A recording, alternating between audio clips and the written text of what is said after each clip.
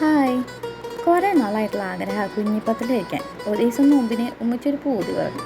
എന്നാൽ പിന്നെ ഇന്നൊരു കുഞ്ഞിപ്പത്തലാവാന്ന് കരുതി. ഇതുണ്ടാക്കാനായിട്ട് കുക്കറിൽ കുറച്ച് വെളിച്ചെണ്ണ ഒഴിച്ച് സവോള വാട്ടി മസാലപ്പൊടികളൊക്കെ ഇട്ട് തക്കാളിയും ആഡ് ചെയ്ത് ബീഫും ആഡ് ചെയ്ത് കുക്കറിൽ ഒരു 4 വിസിൽ പോകാൻ വേണ്ടി വെച്ചു.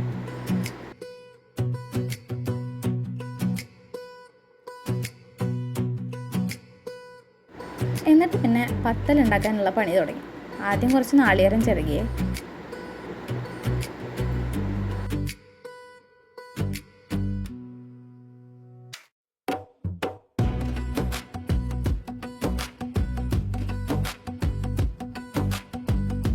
ഫ്രൈ പാനിൽ വെള്ളം വെച്ച് കുറച്ച് ഉപ്പ് ആഡ് ചെയ്ത് അതൊന്ന് തിളച്ചപ്പോൾ അതിലേക്ക് കുറച്ചായിട്ട് പൊടി ആഡ് ചെയ്തു.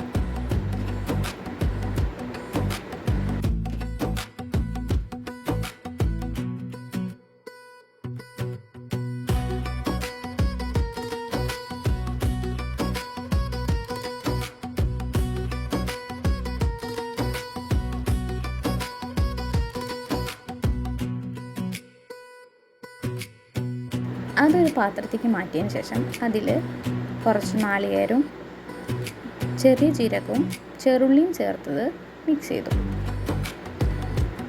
എന്നിട്ട് ഞാനും എൻ്റെ മോനും കൂടി കുഞ്ഞ് പത്തലുണ്ടാക്കാൻ തുടങ്ങി.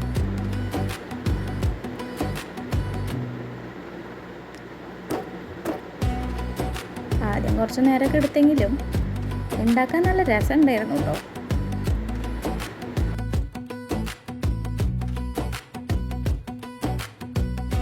എന്നിട്ട് പിന്നെ ഇഡ്ഡലി പാത്രത്തിൽ അതൊന്ന് വേവാനായിട്ട് വെച്ചു.